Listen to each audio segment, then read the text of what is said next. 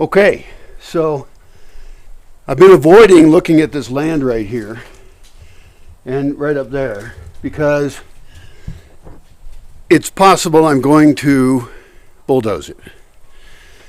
And that is a hard topic for me. Now, I know a lot of other people will have problems with me bulldozing my land. Those folks can just fuck right off.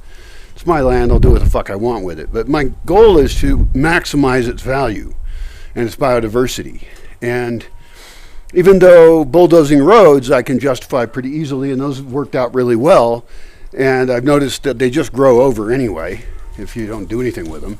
So it's not like I can really mess up that bad. In this case, this would be the biggest areas I would have bulldozed. Right here, right up there. And I'm going to map those out and compare them with blocks in a town and see how big they are. But it hurts. Like, I'm looking at trees that there's no way to like dig them up and save them or anything. That's economically ridiculous. And I've got plenty of other trees. I mean, we're talking about it. I can actually calculate this. I can calculate what percentage of the land this is. And it is like, maybe it's over 1%. It's under 2. I don't know. I'd have to look at it. There's math and shit. And it's hard to picture things, but it'll be easy to figure it out. I can figure out exactly what area it is and then look at the area of the land and all that. So I got to get over the emotional part of murdering the fuck out of these trees because, you know, I mainly am here to save them and plant more and I want more habitat and everything. But my goal is to stack people up, have multi-story buildings that then are designed to reduce the human footprint on the land. And I do need to figure out rain capture on that of like how many people can I support with the rainfall I have. And there's a formula for that about how much roof space you have vertically and how much rain you can capture off of it based on your rainfall patterns. And there are different patterns during the year in most places. Some places have steady rain, but that's really rare. And so you have to calculate what do you need to capture during the rainy season to serve use during the rainy season and also capture for the entire dry season. And not even push it. Like, so that's actually going to be what determines how much square footage I want under it is because there's a certain amount you have to have per person. Obviously, each person needs more than 1 square meter to survive. Do they need, you know, how much do they need for their bedroom, for their living room? How can we have shared food services so we don't have, so everyone has to have a kitchen? Although we can have little kitchenettes, or maybe we have pod-like arrangements where there's 8 bedrooms sharing a living space and a kitchenette, you know, maybe a little bit better kitchen. What is my little dog doing over there? She's going after something. She's very happy. I hope she doesn't catch it. It's probably a lizard or something like that. Anyway, so there's some calculating to do, but that's almost irrelevant. I need to look at this space and then, you know, determine like, okay, well, where does the wall around it go? And how wide does this road need to be? There's some minor issues. The water one's a big one. Of course, water use would be reduced immensely because I'm using only composting toilets. I won't have showers. We'll have saunas. We want to be sucking in tons of sun and sucking it. We can fill up the whole. It'll be a concrete roof. It's going to have solar panels on it. We want to capture rain up here that serves this building down here. Everything should be gravity fed. We don't want any pumps. If we can do that, and I think if we commit to that, then we can do it. So this little triangle in here, roads go around it. I guess that stays. And I wall up here, flatten it out, and have it be a nice spot to sit, a little park. And make sure we can get, probably make it really like a roundabout.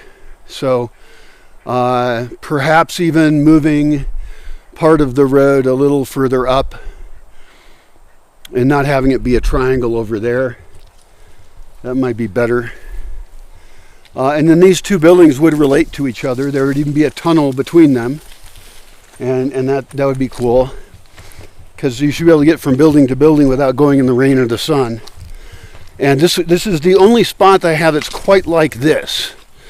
It's not very slopey, so we would be able to dig the building in a little bit, but not that much. That's okay.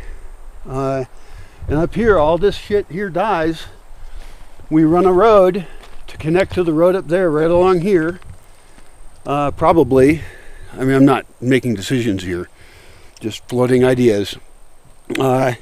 This area actually is quite large. They're approximately the same size, similar size. This one might be, it's hard to tell. But if we were to do that, how many people could comfortably live in just this area, like a city block, you know, and then have access to park all around it? And the roof is a plaza, because up on the roof we can even raise up the solar panels, and we can raise up hot water heaters. We don't need to do that, but we raise up some parts of it, raise up a polycarbonate or something that blocks a direct sun so that you can be in the semi-sun. It could be view all around it. And so it would just be this amazing plaza on top of it. And if I could dig in, one problem is I have to figure out where all this dirt goes. So this dirt here, I know that I can go that direction with it. I've got an enormous gully over there. And I'm actually just gonna get to this other flat area over there. That's the goal. There's already a road that goes there, but it goes over there and then it goes over there. And so that would be really exciting. And it would also create kind of a lake-like area in there. And in fact, it could end up being above that there is an actual lake or a different building. And then there's a building that connects this building to that spot over there. I'm guessing that I could actually look at existing buildings and their footprint, and I could look this up. You know, architects and civil engineers or somebody knows more about this than I do. But like, what is the square footage that is needed, and then how do I expect that to be different based on lifestyle changes I would like to encourage, which is very dangerous, because anytime you're breaking new ground and thinking you're smart, you might not be. The dirt down here, I do want to dig down to flat. I want to dig down to hard bedrock for a good foundation. I don't want to like dump all the dirt that direction unless I was going to then plant that, which is an option. That could be a smaller building. In fact, I wouldn't do all this at once, although I might be tempted to bulldoze it all at once, just because getting a bulldozer out has a certain cost, and if you're going to get it out, you might as well get the job done. The wood here has already been mostly cut because of pine beetle plague, and that's why I'm thinking this spot partly. Also, it connects off to the upper road up there, a potential gate over there, and this particular dirt could also go into this gully here, and I need to get another road that goes down over there to increase privacy in here. There's a lot of factors here, but now I've got the maps to back me up on it. The dirt down here could all get pushed out there into that gully. I would have to figure that out, like where does that dirt go to? And it isn't necessarily a bad idea to dig it out and then fill that in and make that go up down there. I don't know. That wasn't what I was thinking, but I should consider every option I can. The point is also then I would be able to start building. They would be more expensive because I could build it in stages, but it'd be more expensive because I have to then build thicker to handle the weight of the building above it. So there's some structural engineering shit that I don't know about. But I want to overbuild it, and I want it to be absolutely earthquake proof. You know, everything figured out like that. It would be tempting to put this dirt, since I'm going to do this dirt here,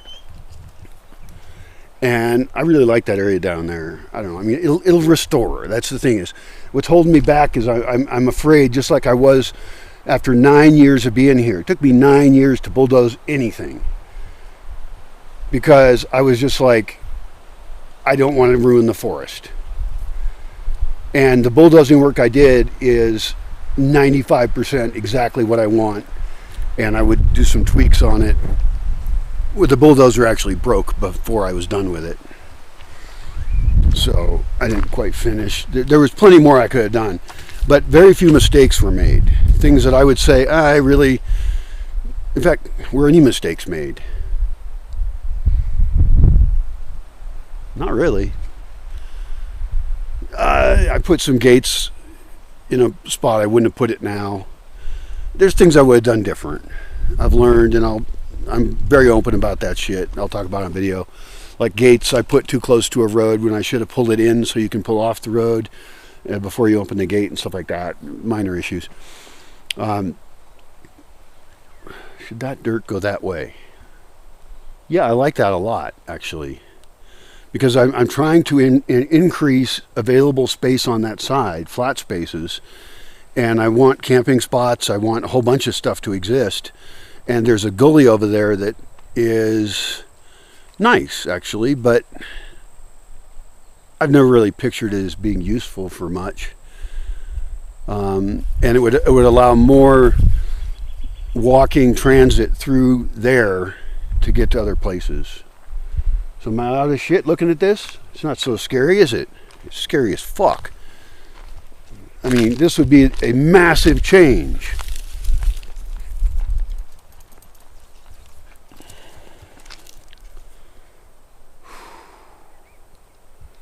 And you could think, well, why don't you bulldoze part of it and all of it? And it's like, well, I want to go for density of people nests, and this would house potentially a couple hundred people. That's a huge bunch of people. And if they're all contributing members of the community, then that allows for all sorts of cool art stuff and energy systems and all sorts of experimental buildings and everything else to happen. And it has relatively good road access as opposed to everywhere else. Still scares the shit out of me. There are rocks in here, and so it's possible that my plan of just flattening the shit out of this might not work out. And the truth is, I'd probably want to have the rocks like pushed into another spot and play with them, like get really good at moving rocks with human labor, and then we can make sculptures out of those rocks, and we can stack them up and put like lizard habitat in it, or a little stream that goes from the top down to the bottom, using a pump for that probably.